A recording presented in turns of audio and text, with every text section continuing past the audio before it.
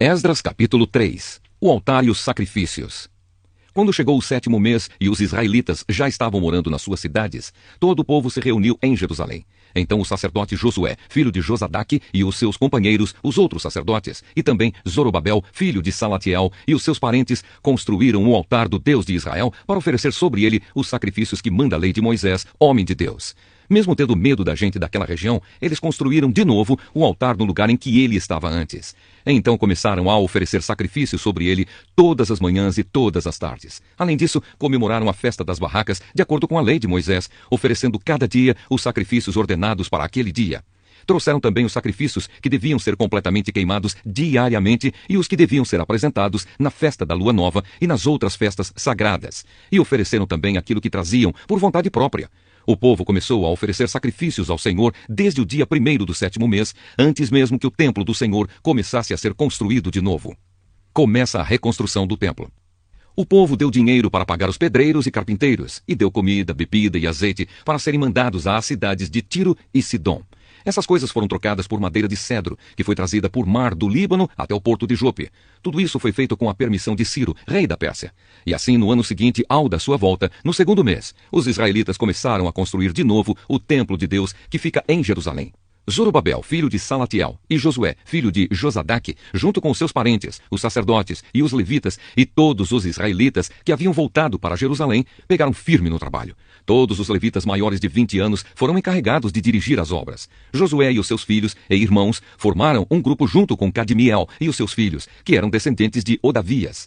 Esse grupo dirigia os que trabalhavam na construção e era ajudado pelos levitas, do grupo de famílias de Anadad. Quando os construtores colocaram os alicerces do templo, os sacerdotes ficaram de pé, vestidos com roupas especiais para aquela ocasião e com trombetas nas mãos. Os levitas, descendentes de Asaf, carregavam pratos musicais para louvar a Deus, o Senhor, de acordo com o que Davi, rei de Israel, havia mandado. Uns cantavam louvores e agradeciam ao Senhor, e os outros respondiam. Eles diziam: "O Senhor é bom, e o seu amor pelo povo de Israel dura para sempre." E todo o povo gritava bem alto e louvava o Senhor, porque a construção do seu novo templo já havia começado.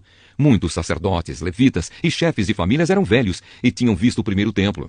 Eles choravam alto ao verem que os alicerces do novo templo haviam sido colocados. Mas os outros que estavam ali gritavam de alegria. E assim, ninguém podia saber se o povo gritava de alegria ou se chorava, pois gritavam tão alto que de longe se ouvia o barulho. Esdras, capítulo 4. Os inimigos fazem parar as obras. Os inimigos das tribos de Judá e Benjamim souberam que os que haviam voltado da Babilônia estavam construindo de novo o templo do Senhor, o Deus de Israel. Então foram falar com Zorobabel e com os chefes das famílias. Disseram o seguinte: "Queremos construir o templo junto com vocês. Nós adoramos o mesmo Deus que vocês e temos oferecido sacrifícios a ele desde o tempo de Esar-Adom, rei da Síria, que nos mandou morar aqui." Porém, Zorobabel, Josué e os outros chefes das famílias israelitas responderam: "Não precisamos que vocês nos ajudem a construir um templo para o Senhor nosso Deus. Nós vamos fazer isso sozinhos, como Ciro, rei da Pérsia, mandou." Então a gente daquela região fez tudo para desanimar os israelitas e para pôr medo neles, a fim de parar a construção. Além disso, deram dinheiro a certos funcionários do governo para que estes atrapalhassem os planos dos israelitas. E os inimigos fizeram isso durante todo o tempo em que Ciro foi rei da Pérsia, até o reinado de Dario, rei da Pérsia. Uma carta para o rei. No começo do reinado de Xerxes, os inimigos escreveram uma acusação contra os moradores de Judá e de Jerusalém. Bislã, Mitredate, Tabeel e os seus companheiros escreveram uma carta a Artaxerxes, rei da Pérsia. A carta foi escrita em aramaico e traduzida para a língua persa.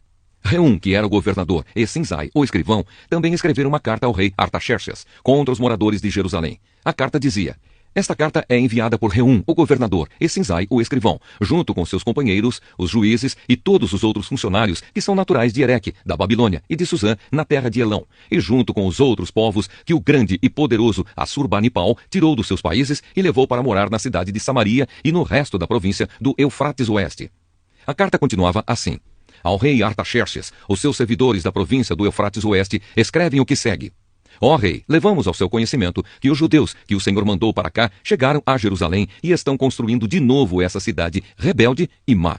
Já começaram a levantar as muralhas e logo vão acabar esse trabalho. É bom que o rei saiba que, se essa cidade for construída e se as suas muralhas forem levantadas de novo, essa gente não vai querer pagar nenhum imposto nem taxas, e por causa disso o rei terá muito prejuízo. Como nós somos seus servidores, não queremos que o Senhor fique prejudicado. Por isso, sugerimos que o Senhor mande fazer uma investigação nos arquivos dos seus antepassados. Se fizer isso, descobrirá que Jerusalém é uma cidade rebelde e que desde os tempos antigos ela tem dado trabalho aos reis e aos governadores das províncias. Em outros tempos, tem havido revoltas nela e por isso ela foi destruída.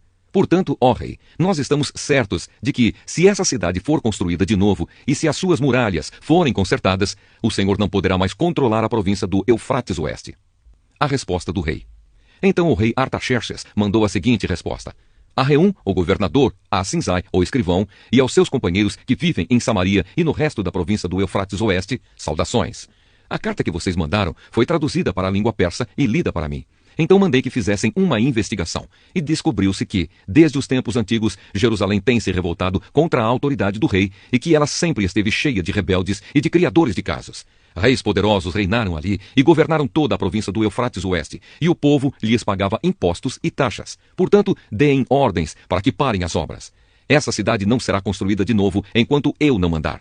Cumpram essa ordem com todo cuidado para evitar que eu tenha mais prejuízos. A carta do rei Artaxerxes foi lida para Reum, para Sinzai e para os seus companheiros. Então todos eles foram imediatamente a Jerusalém e, ameaçando os israelitas com armas, os obrigaram a parar as obras. A reconstrução do templo.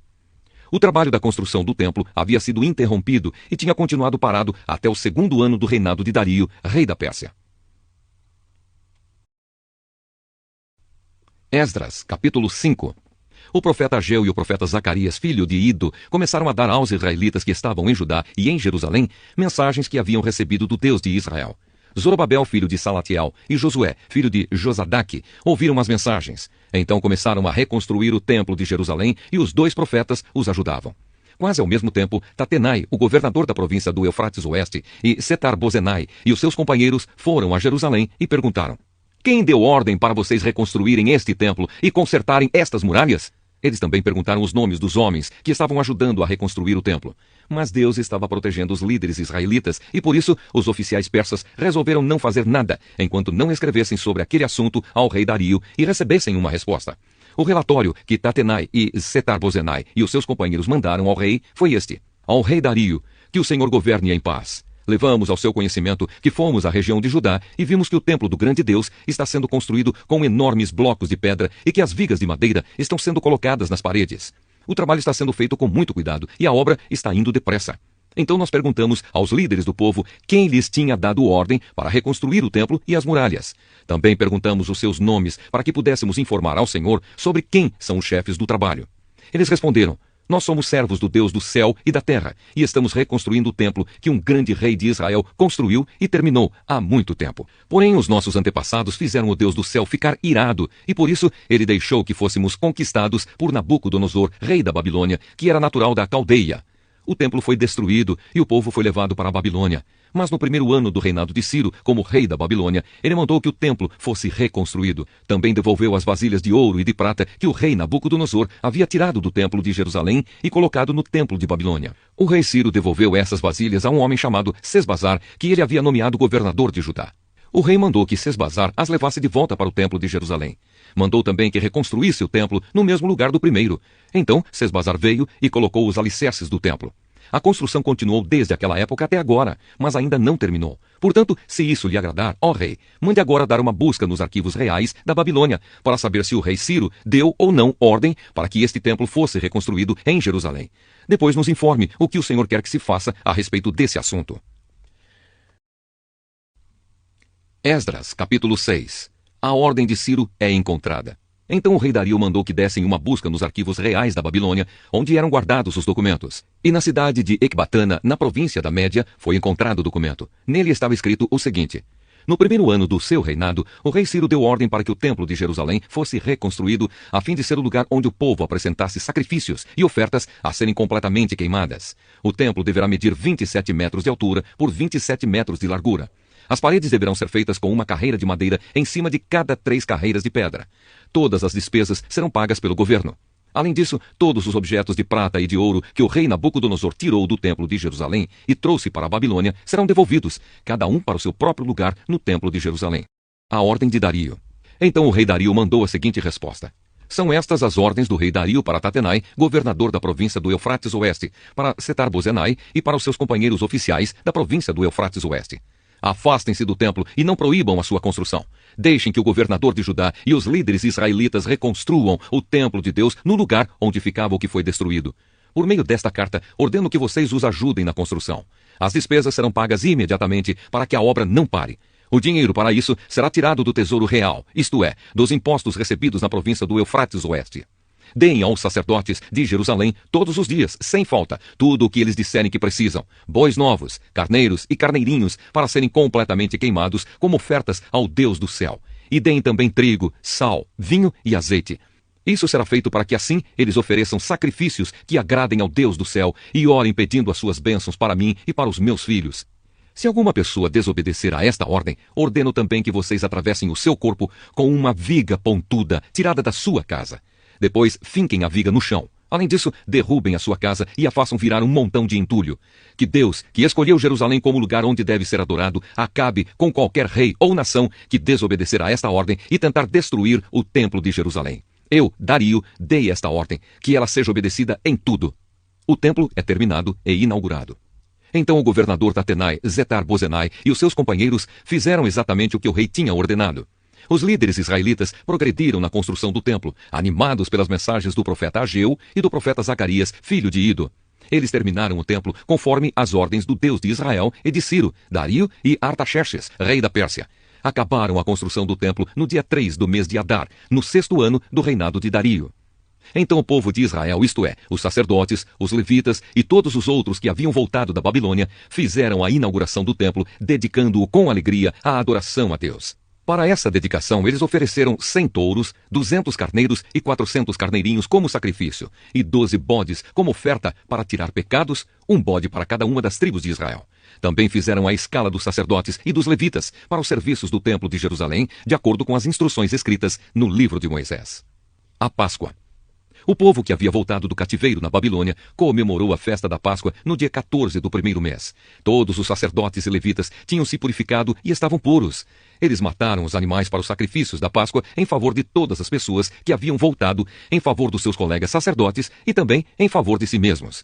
Todos os israelitas que haviam voltado da Babilônia comeram da carne dos sacrifícios.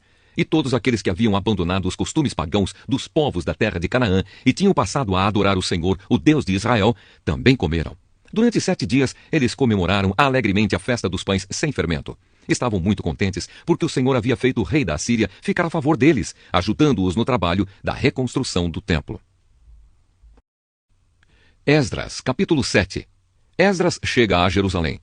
Alguns anos depois, quando Artaxerxes era rei da Pérsia, um homem chamado Esdras foi da Babilônia para Jerusalém. Ele era descendente de Arão, o grande sacerdote. Esdras era filho de Seraías, neto de Azarias e bisneto de Ilquias. E os seus outros antepassados eram Salum, Zadok, Aitube, Amariá, Azarias, Meraiote, Zeraías, Uzi, Buque, Abisua, Finéias e Eleazar, que era filho de Arão, o grande sacerdote.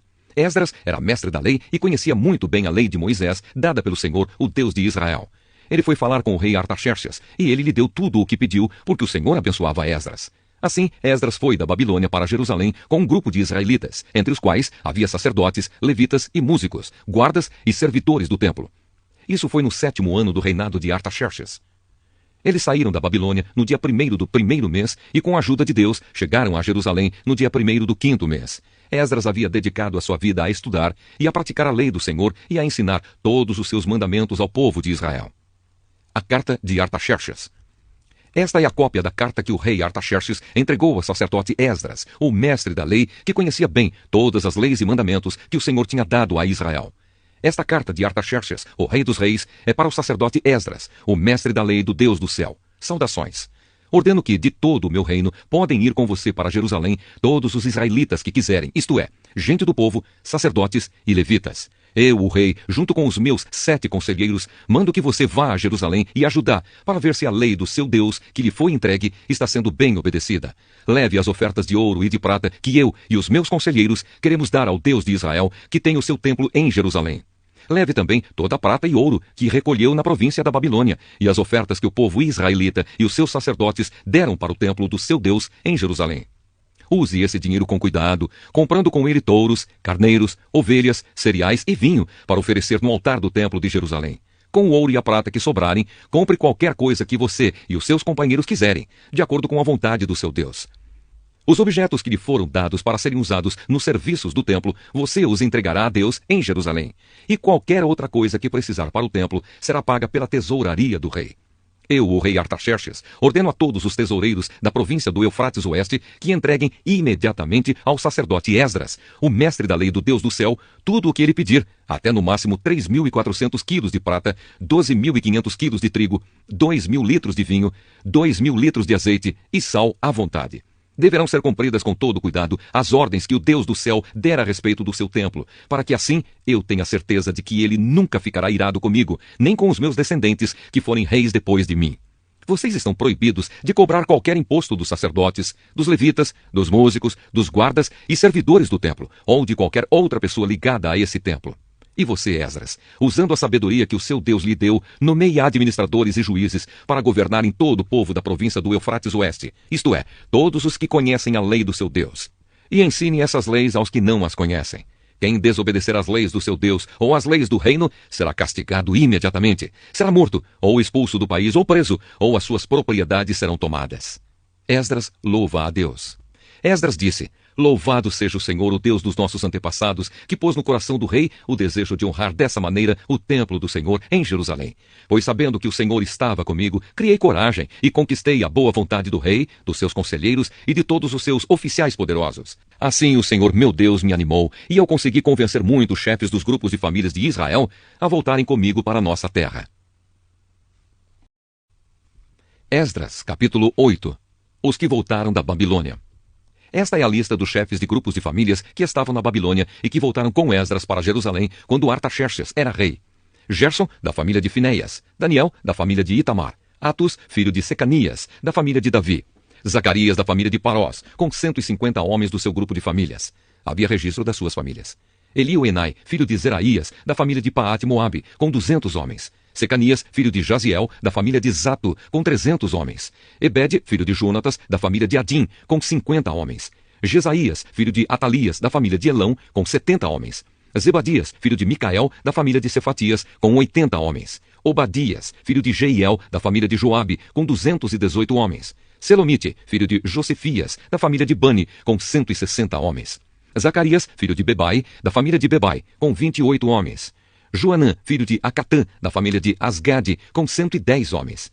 Elifelete, Jeiel e Semaías, da família de Adonicã, com 60 homens. Eles foram os últimos a chegar. Utai e Zabude, da família de Bigvai, com 70 homens. Esdras manda buscar levitas. Eu, Esdras, reuni toda essa gente perto do rio que corre para a cidade de Avá, e ficamos acampados ali 3 dias.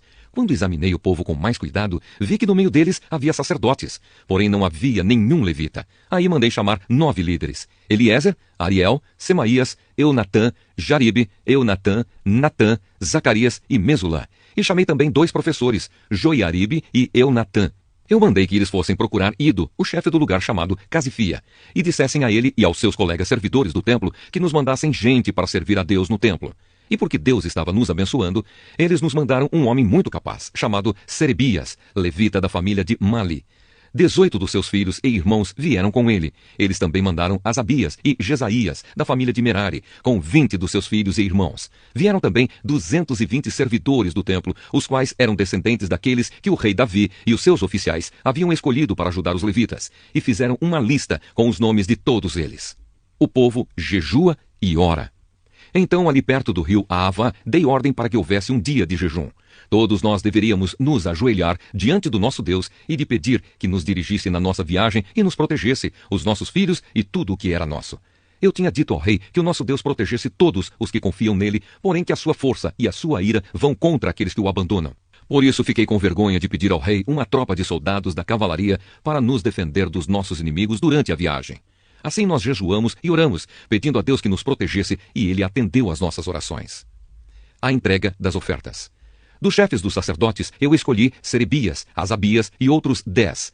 Então pesei a prata, o ouro e os objetos que o rei, os seus conselheiros e funcionários e o povo de Israel haviam dado para serem usados no templo, e entreguei tudo a esses sacerdotes. O que eu entreguei foi o seguinte: 22.000 quilos de prata, 100 objetos de prata, pesando 70 quilos, 3.500 quilos de ouro, 20 taças de ouro, pesando 8,5 quilos, 2 objetos de fino bronze, preciosos como ouro. Então eu lhes disse: vocês estão separados para servir o Senhor, o Deus dos seus antepassados, e também estão separados para o Senhor todos estes objetos de prata e de ouro, trazidos a ele como ofertas feitas por vontade própria. Tomem bem conta deles até que vocês cheguem ao templo. Ali, nas salas do templo do Senhor, vocês pesarão e entregarão tudo aos chefes dos sacerdotes e dos levitas e aos líderes do povo de Israel em Jerusalém. Então os sacerdotes e os levitas receberam a prata, o ouro e os objetos, a fim de os levar para o templo de Jerusalém. A volta para Jerusalém. No dia 12 do primeiro mês, nós saímos do rei Ahavá a fim de ir para Jerusalém. O nosso Deus esteve conosco durante a viagem e nos protegeu dos ataques dos inimigos e dos bandidos. Quando chegamos a Jerusalém, descansamos 3 dias. E então, no 4º dia, fomos ao templo e pesamos a prata, o ouro e os objetos, e os entregamos ao sacerdote Meremote, filho de Urias. Com ele estavam Eleazar, filho de Finéias, e 2 levitas, Josabade, filho de Jesua, e Noadias, filho de Binui. A prata, o ouro e os objetos foram contados e pesados, e o peso foi anotado. Depois todos os que voltaram da Babilônia entregaram animais para serem completamente queimados como sacrifícios ao Deus de Israel. Eles ofereceram 12 touros em favor do povo de Israel, 96 carneiros, 77 carneirinhos e, para purificar o povo dos pecados, 12 bodes. Todos esses animais foram completamente queimados como sacrifícios a Deus, o Senhor. Depois entregaram a ordem do rei às autoridades do reino e aos governadores da província do Eufrates Oeste, e estes ajudaram o povo e o culto no templo de Deus. Esdras, capítulo 9. A oração e confissão de Esdras. Depois que tudo isso foi feito, alguns líderes do povo de Israel vieram falar comigo. Eles me contaram que o povo, os sacerdotes e os levitas não tinham ficado separados das pessoas e dos costumes pagãos e nojentos dos cananeus, dos heteus, dos perizeus, dos jebuseus, dos amonitas, dos moabitas, dos egípcios e dos amorreus. Homens israelitas haviam casado com mulheres estrangeiras e assim o povo escolhido por Deus tinha se misturado com gente de outros povos. E os chefes e líderes do povo haviam sido os primeiros a cometer esse pecado. Quando ouvi isso, rasguei as minhas roupas em sinal de tristeza, arranquei os meus cabelos e a barba e me sentei, muito desgostoso. Fiquei ali sentado, cheio de desgosto, até a hora do sacrifício da tarde. E o povo começou a se juntar em volta de mim. Eram os que estavam com medo por causa do que o Deus de Israel tinha dito a respeito dos pecados dos que tinham voltado da Babilônia. Quando chegou a hora do sacrifício da tarde, eu saí daquele abatimento e me ajoelhei para orar, usando ainda as roupas rasgadas. Então levantei as mãos para o Senhor, meu Deus, e disse: Ó Deus, estou muito envergonhado e não tenho coragem de levantar a cabeça na tua presença. Estamos afundados nos nossos pecados que sobem até o céu. Desde o tempo dos nossos antepassados até hoje, nós, o teu povo, temos pecado muito. Por causa dos nossos pecados, nós, os nossos reis e os nossos sacerdotes, temos caído nas mãos de reis estrangeiros. Temos sido mortos, roubados, levados embora como prisioneiros e até hoje temos sido desprezados. Mas agora, ó Senhor, nosso Deus, Tu foste bondoso por algum tempo e deixaste que alguns de nós escapássemos e vivêssemos seguros neste lugar santo. Tu nos deixaste escapar da escravidão e nos deste uma vida nova. Éramos escravos, porém não nos deixaste na escravidão. Tu fizeste os reis da Pérsia terem boa vontade para conosco, e eles deixaram que reconstruíssemos o Teu templo, que estava arrasado, e que achássemos segurança aqui em Judá e em Jerusalém. Mas agora, ó Deus, o que podemos dizer depois que tudo isso aconteceu? Nós desobedecemos a todos os mandamentos que deste por meio dos teus servos, os profetas. Eles nos avisaram que a terra em que íamos entrar e que ia ser nossa era impura, porque a gente que morava nela a havia enchido de ponta a ponta com as suas ações más e impuras. Eles disseram que nunca deveríamos casar com essa gente. Disseram também que nunca deveríamos ajudá-los a ter paz e prosperidade, se quiséssemos comer os bons alimentos produzidos pela terra e passá-la aos nossos descendentes para sempre. Mas depois de tudo o que aconteceu como castigo pelas nossas maldades e pelas nossas grandes culpas, nós sabemos que Tu, ó Deus, nos castigaste menos do que merecíamos e nos deixaste com vida. Como então poderíamos desobedecer novamente aos Teus mandamentos e casar com essas pessoas que fazem coisas tão nojentas? Se fizéssemos isso, Tu ficarias tão irado conosco que nos destruirias completamente e não deixarias que ninguém escapasse. Ó Senhor, Deus de Israel, Tu és justo, mas nos deixaste escapar com vida, como se pode ver hoje. Nós te confessamos que somos culpados. Não temos o direito de ficar na tua presença. Esdras, capítulo 10. As esposas estrangeiras são expulsas. Enquanto Esdras estava ajoelhado em frente do templo, orando, chorando e confessando esses pecados, um grande grupo de israelitas, homens, mulheres e crianças, se reuniu em volta dele, e eles também choravam amargamente. Então Secanias, filho de Jeiel, da família de Elão, disse a Esdras: Nós pecamos contra o nosso Deus, casando com mulheres estrangeiras de nações pagãs. Porém, mesmo assim, ainda há esperança para o povo de Israel. Agora prometamos solenemente ao nosso Deus que mandaremos embora essas mulheres e os seus filhos. Isso faremos seguindo o seu conselho e o dos outros que respeitam os mandamentos do nosso Deus. Assim estaremos fazendo o que a lei de Deus manda. Levante-se, pois é o Senhor quem deve fazer isso. Nós o apoiaremos. Portanto, anime-se e mãos à obra. Então Esdras se levantou e fez com que os chefes dos sacerdotes, os chefes dos levitas e todo o resto do povo jurassem que fariam o que Secanias tinha dito. E eles juraram. Aí Esdras saiu da frente do templo e foi para o quarto de Joanã, filho de Eliasibe. Ele passou a noite ali sem comer nem beber, porque estava muito triste por causa da infidelidade dos que haviam voltado da Babilônia. Depois mandaram anunciar em Jerusalém e em Judá que todos os que haviam voltado do cativeiro na Babilônia deviam reunir-se em Jerusalém. Avisaram também que, por ordem dos governadores e líderes do povo, qualquer pessoa que não chegasse no prazo de 3 dias perderia suas propriedades e também o direito de fazer parte do povo de Israel. E assim, dentro de 3 dias, no dia 20 do 9º mês, todos os homens que moravam na região de Judá e de Benjamim chegaram a Jerusalém e se reuniram no pátio do templo. Estava caindo uma chuva forte, e por causa do tempo e da importância daquele assunto, todos tremiam. Então o sacerdote Esdras se levantou e disse: Vocês foram infiéis e aumentaram a culpa do povo de Israel por terem casado com mulheres estrangeiras. Portanto, confessem agora os seus pecados ao Senhor, o Deus dos seus antepassados, e façam o que lhe agrada. Afastem-se dos estrangeiros que vivem na nossa terra e mandem embora as mulheres estrangeiras com quem vocês casaram. E todo o povo respondeu em voz alta: Sim, faremos tudo o que o Senhor mandar. Porém somos muitos e a chuva está forte. Não podemos continuar aqui fora. O que o Senhor está mandando não é coisa que se possa fazer em 1 ou 2 dias, pois os que são culpados desse pecado são muitos. Deixe que os nossos chefes fiquem em Jerusalém e se encarreguem do caso. Então cada homem que vive nas nossas cidades e que casou com uma mulher estrangeira virá num dia marcado, acompanhado dos líderes e juízes da sua cidade. Desta maneira, a ira de Deus por causa dessa situação se desviará de nós. Ninguém foi contra o plano, a não ser Jonatas, filho de Azael, e Jazeías, filho de Tikva, e Mesulã e Sabetai, o levita, os apoiaram. Os que haviam voltado da Babilônia aceitaram o plano. Então o sacerdote Esdras escolheu alguns homens entre os chefes dos grupos de famílias e anotou os nomes deles. Estes começaram a investigação no dia 1º do 10º mês. E nos 3 meses seguintes, eles examinaram todos os casos de homens que haviam casado com mulheres estrangeiras.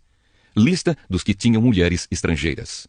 Esta é a lista dos que casaram com mulheres estrangeiras, sacerdotes por grupos de famílias. Maazéias, Eliezer, Jaribe e Gedalias, da família de Josué, e os seus irmãos, filhos de Josadaque. Eles prometeram se divorciar das suas mulheres e ofereceram um carneiro como sacrifício pelos seus pecados. Da família de Imer, Anani e Zebadias. Da família de Arim, Maazéias, Elias, Semaías, Jeiel e Uzias. Da família de Pazur, Elioenai, Maazéias, Ismael, Netanel, Josabade e Elasa. Levitas, Josabade, Simei, Quelaías, também chamado de Quelita, Petaías, Judá e Eliezer. Músico, Eliasibe. Guardas do templo, Salum, Telém e Uri. Outros, da família de Parós, Ramias, Gesias, Malquias, Miamim, Eleazar, Malquias e Benaías. Da família de Elão, Matanias, Zacarias, Jeiel, Abdi, Jerimote e Elias. Da família de Zatu, Elioenai, Eliasibe, Matanias, Jerimote, Zabade e Aziza. Da família de Bebai, Jeoanã, Ananias, Zabai e Atlai. Da família de Bani, Mesulã, Maluque, Adaías, Jazube, Seal e Jerimote. Da família de Paate-Moabe, Adna, Quelau, Benaías, Maazéias, Matanias, Bezalel, Binui e Manassés. Da família de Arim, Eliezer, Josias, Malquias, Semaías, Simeão, Benjamim, Maluque e Semarias. Da família de Azum, Matenai, Matata, Zabade, Elifelete, Jeremai, Manassés e Simei. Da família de Bani, Maadai, Anrão, Uel, Benaías, Bedias, Quiluí, Vanias, Meremote, Eliasibe, Matanias, Matenai e Jaazal. Da família de Binui, Simei, Selemias, Natã, Adaías, Maquinadebai, Sazai, Sarai, Azarel, Selemias, Semarias, Salum, Amariá e José. Da família de Nebo, Jeiel, Matitias, Zabade, Zebina, Jadai, Joel e Benaías. Todos estes tinham mulheres estrangeiras. Eles se divorciaram delas e as mandaram embora com os seus filhos. Neemias, capítulo 1. Neemias ora por Jerusalém. Esta é a história de Neemias, filho de Acalias. No mês de Quisleu, no ano 20 do reinado de Artaxerxes, rei da Pérsia, eu, que me chamo Neemias, estava em Susã, a capital do país. Anani, um dos meus irmãos, chegou de Judá com um grupo de outros judeus. Então eu pedi notícias da cidade de Jerusalém e dos judeus que haviam voltado do cativeiro na Babilônia.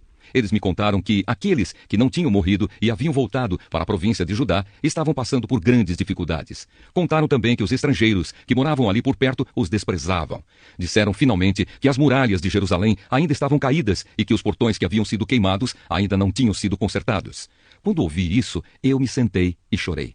Durante alguns dias eu fiquei chorando e não comi nada, e fiz a Deus esta oração. Ó Senhor, Deus do céu, Tu és grande e nós te tememos. Tu és fiel e guardas a Tua aliança com aqueles que te amam e obedecem aos Teus mandamentos. Olha para mim, ó Deus, e ouve as orações que faço dia e noite em favor dos Teus servos, o povo de Israel. Eu confesso que nós, o povo de Israel, temos pecado. Os meus antepassados e eu temos pecado. Com os nossos atos, temos pecado contra Ti e não temos obedecido aos Teus mandamentos. Não temos obedecido às leis que nos deste por meio de Moisés, Teu servo. Lembra agora do que disseste a ele. Se vocês, o povo de Israel, forem infiéis a mim, eu os espalharei entre as outras nações. Mas se depois disso vocês voltarem para mim e obedecerem aos meus mandamentos, eu os trarei de volta para o lugar que escolhi, para ali ser adorado, mesmo que vocês estejam espalhados pelos fins da terra. Senhor, estes são teus servos, o teu povo. Tu os livraste do cativeiro com o teu grande poder e com a tua força. Ouve agora a minha oração e as orações de todos os outros teus servos, que têm prazer em te adorar. Faze com que eu tenha sucesso hoje e que o rei seja bondoso comigo. Nesse tempo eu estava encarregado de servir vinho ao rei. Neemias, capítulo 2. Neemias vai para Jerusalém. O que vou contar aconteceu 4 meses mais tarde, no 20º ano do reinado de Artaxerxes. Um dia, quando o rei estava jantando, eu peguei vinho e o servi. O rei nunca me havia visto triste e por isso perguntou: "Por que você está triste? Você não está doente, portanto, deve estar se sentindo infeliz." Então eu fiquei com muito medo e respondi: "Que o rei viva para sempre. Como posso deixar de parecer triste quando a cidade onde os meus antepassados estão sepultados está em ruínas e os seus portões estão queimados?" O rei perguntou: "O que é que você quer?" Eu orei ao Deus do céu e depois disse ao rei: "Se o Senhor está contente comigo e quiser atender um pedido meu, deixe que eu vá para a terra de Judá, a fim de reconstruir a cidade onde os meus antepassados estão sepultados." Aí o rei, tendo a rainha sentada ao seu lado, concordou com o meu pedido.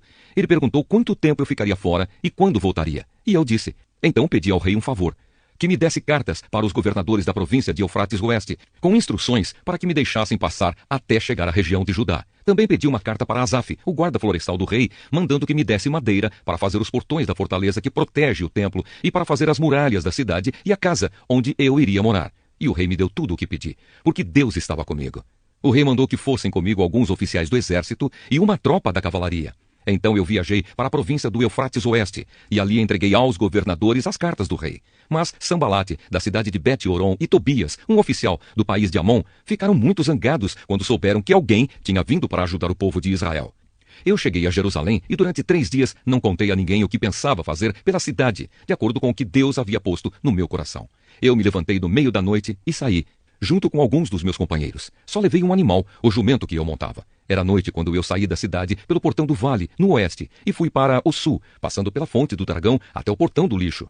Conforme andava, eu ia examinando as muralhas da cidade que haviam sido derrubadas e os portões que haviam sido destruídos pelo fogo. Então virei para o norte e fui para o portão da fonte e para a represa do rei. Mas o jumento não pôde encontrar lugar para passar pelo entulho. Por isso, fui até o vale do Cedron e passei por ele, sempre olhando para as muralhas. Então voltei pelo mesmo caminho pelo qual tinha ido e entrei de novo na cidade pelo portão do vale. Nenhuma das autoridades da cidade ficou sabendo aonde eu tinha ido, nem o que tinha feito. Até ali, eu não tinha contado nada a nenhum dos judeus, aos sacerdotes, às autoridades, aos oficiais ou a qualquer outra pessoa que iria tomar parte no trabalho. Mas aí eu lhes disse: "Vejam como é difícil a nossa situação. A cidade de Jerusalém está em ruínas e os seus portões foram destruídos. Vamos construir de novo as muralhas da cidade e acabar com essa vergonha." Então contei a eles como Deus havia me abençoado e me ajudado, e também contei o que o rei me tinha dito. Eles disseram: "Vamos começar a reconstrução." E se aprontaram para começar o trabalho.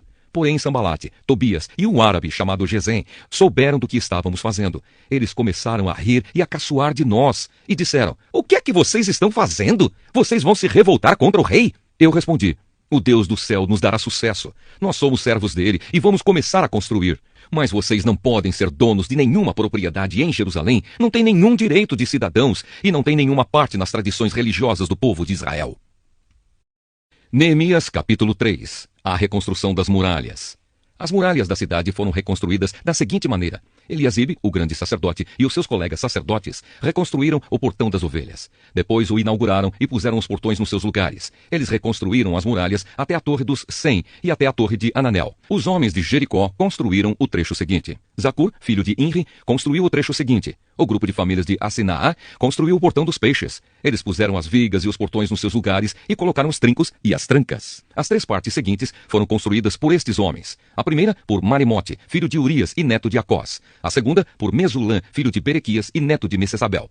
E a terceira, por Zadok, filho de Baaná. Os homens da cidade de Tecoa construíram o trecho seguinte. Mas os homens importantes da cidade não quiseram fazer o trabalho braçal que os mestres de obras mandaram.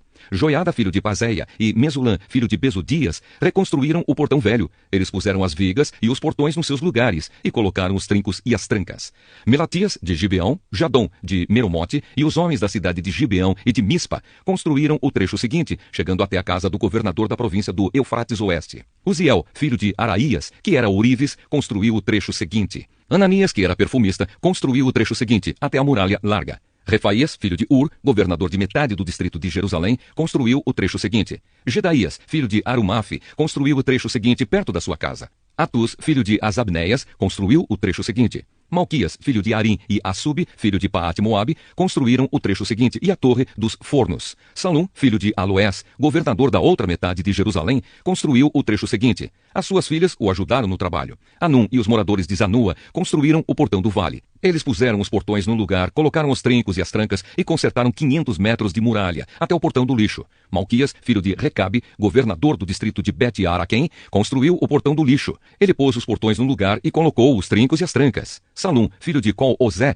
governador do distrito de Mispa, reconstruiu o portão da fonte. Ele fez uma cobertura, pôs os portões no lugar e colocou os trincos e as trancas. Na represa de Selá, ao lado do jardim do rei, Salum construiu a muralha, até as escadas que descem da cidade de Davi. Neemias, filho de Asbuque, governador de metade do distrito de Bet-Zur, construiu o trecho seguinte, até a sepultura de Davi, até a represa, e até as barracas dos soldados. Levitas que trabalharam nas muralhas. Os levitas também ajudaram a reconstruir as muralhas. Segue a lista deles. Reum, filho de Bani, construiu o trecho seguinte. Asabias, governador de metade do distrito de Keila, construiu o trecho seguinte. Bavai, filho de Enadade, governador da outra metade do distrito de Keila, construiu o trecho seguinte. Ezer, filho de Jesua, governador de Mispa, construiu o trecho seguinte, em frente do depósito de armas, até o lugar onde a muralha faz esquina. Baruque, filho de Zabai, construiu o trecho seguinte, desde a esquina da muralha até a porta da casa de Eliasibe, o grande sacerdote. Meremote, filho de Urias e neto de Acós, construiu o trecho seguinte, desde a porta da casa de Eliasibe até o fim da casa. Sacerdotes que trabalharam nas muralhas. Os sacerdotes também ajudaram a reconstruir as muralhas. Segue a lista deles.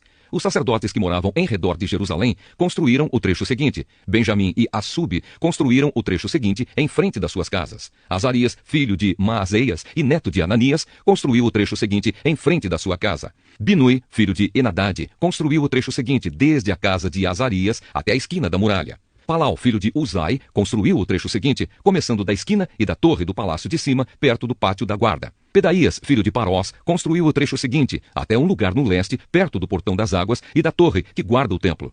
Isso ficava perto daquela parte da cidade chamada Ofel, onde moravam os homens que trabalhavam no templo. Outros construtores. Os homens da cidade de Tecoa construíram o trecho seguinte, que era o seu segundo trecho, desde um ponto no lado contrário à grande torre que guarda o templo até a muralha, perto de Ofel. Um grupo de sacerdotes construiu o trecho seguinte, saindo no portão dos cavalos e continuando para o norte. Cada um deles construiu em frente da sua própria casa. Zadok, filho de Imer, construiu o trecho seguinte em frente da sua casa. Semaías, filho de Secanias, que era o guarda do portão leste, construiu o trecho seguinte. Ananias, filho de Selemias, e Anum, o sexto filho de Zalafe, construíram o trecho seguinte. Este foi o segundo trecho que eles construíram. Mesulã, filho de Berequias, construiu o trecho seguinte, em frente da sua casa. Um ourives, chamado Malquias, construiu o trecho seguinte até uma casa usada pelos trabalhadores do templo e pelos comerciantes. Essa casa estava ao lado do portão da guarda, perto da sala, que ficava no alto da esquina nordeste da muralha. Os ourives e os comerciantes construíram o último trecho da sala da esquina até o portão das ovelhas. Neemias, capítulo 4. Os inimigos de Neemias. Quando Sambalate soube que os judeus estavam reconstruindo as muralhas, ficou furioso e começou a caçoar de nós. Diante dos seus companheiros e do exército dos samaritanos, ele disse: "O que é que esses judeus miseráveis estão fazendo? Será que eles pretendem reconstruir a cidade? Será que eles pensam que, oferecendo sacrifícios, poderão acabar o trabalho em um dia? Será que dos montões de entulho e das pedras que foram queimadas, eles podem tirar pedras para a construção? Tobias, que era do país de Amon, estava com ele e disse: que tipo de muralha eles poderão construir? Até mesmo uma raposa poderia derrubá-la. Ó nosso Deus, escuta como eles caçoam de nós. Faze que a zombaria caia sobre a cabeça deles mesmos. Que tudo o que eles têm seja roubado e que eles sejam levados prisioneiros para uma terra estrangeira. Não perdoes o mal que eles fazem e não esqueças os seus pecados, pois insultaram a nós que estamos construindo. Então continuamos a reconstruir as muralhas e logo elas já estavam na metade da sua altura total, porque o povo estava animado para trabalhar. Sambalate e Tobias e os povos da Arábia, Amon e Asdod ficaram muito zangados quando souberam que nós estávamos continuando o trabalho de reconstrução das muralhas de Jerusalém e que as suas brechas já estavam sendo fechadas. Aí se reuniram e combinaram que viriam juntos atacar Jerusalém e provocar confusão. Mas nós oramos ao nosso Deus e colocamos homens para ficarem de vigia contra eles de dia e de noite. O povo de Judá cantava uma canção assim: os carregadores já estão cansados e ainda há muito entulho para carregar. A construção desta muralha, quando vamos terminar? Os nossos inimigos pensavam que nós não poderíamos vê-los, nem saberíamos o que estava acontecendo, até que eles já estivessem quase em cima de nós, nos matando e nos fazendo parar o trabalho. E várias vezes os judeus, que moravam entre os nossos inimigos, vieram nos avisar dos planos que eles estavam fazendo contra nós. Então eu armei o povo com espadas, lanças e arcos e flechas, e os coloquei por grupos de famílias, atrás da muralha, em todos os lugares onde ela ainda não estava consertada. Eu vi que o povo estava preocupado, e por isso disse a eles e às suas autoridades e aos seus oficiais: não tenham medo dos nossos inimigos. Lembrem como Deus, o Senhor, é grande e terrível, e lutem pelos seus patrícios, pelos seus filhos, suas esposas e seus lares. Os nossos inimigos ficaram sabendo que nós havíamos descoberto o que eles estavam planejando e compreenderam que Deus havia atrapalhado seus planos. Então todos nós voltamos para o nosso trabalho na reconstrução das muralhas. Daí em diante, metade dos homens trabalhava enquanto os outros ficavam de guarda, armados com lanças, escudos, arcos e flechas e armaduras. E as autoridades deram todo o seu apoio às pessoas que estavam reconstruindo a muralha. Cada pessoa carregava materiais de construção numa das mãos e na outra carregava uma arma. E todos os que trabalhavam levavam uma espada na cintura. O vigia, que devia tocar a corneta para dar o alarme, ficava perto de mim. E eu disse ao povo e aos seus oficiais e às suas autoridades: o trabalho é muito espalhado e por isso nós ficamos muito longe uns dos outros nas muralhas. Se vocês ouvirem a corneta tocando o alarme, reúnam-se em volta de mim. O nosso Deus lutará por nós. E assim, todos os dias, desde o nascer do sol até a hora em que as estrelas apareciam de noite, metade de nós trabalhava nas muralhas, enquanto os outros ficavam de guarda, armados com lanças. Nessa mesma época, eu também disse aos encarregados do trabalho que eles e todos os seus ajudantes precisavam passar a noite em Jerusalém para que assim nós pudéssemos trabalhar de dia e servir como vigias da cidade à noite. Nem eu, nem os meus companheiros, nem nenhum dos meus empregados ou guarda-costas tirávamos as nossas roupas, nem mesmo para dormir, e todos nós estávamos sempre com as nossas armas nas mãos. Neemias, capítulo 5. A exploração dos pobres. Algum tempo depois, muitas pessoas, tanto homens como mulheres, começaram a reclamar contra os seus patrícios judeus. Alguns diziam: as nossas famílias são grandes e precisamos de trigo para nos alimentarmos e continuarmos vivos. Outros diziam: para não morrermos de fome, nós tivemos de penhorar os nossos campos, as nossas plantações de uvas e as nossas casas, a fim de comprar trigo.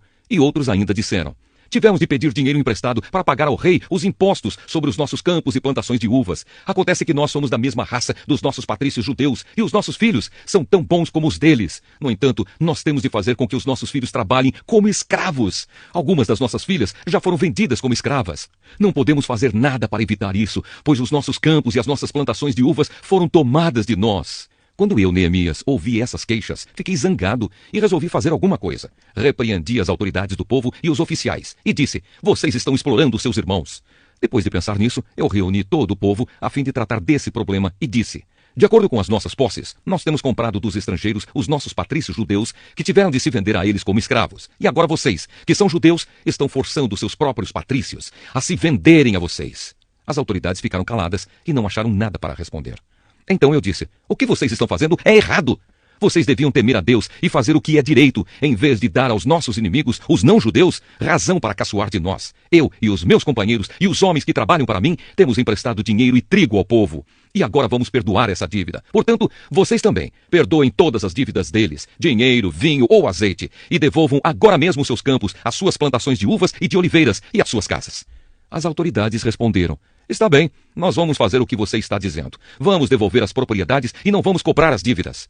Então eu chamei os sacerdotes e fiz as autoridades jurarem que cumpririam essa promessa. Depois, tirei a faixa que usava na cintura e a sacudi. E disse: é assim que Deus vai sacudir qualquer um de vocês que não cumprir a sua promessa.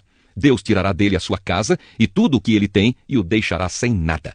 E todos os que estavam ali disseram: Amém, que assim seja. Aí louvaram a Deus, o Senhor, e cumpriram a promessa que haviam feito.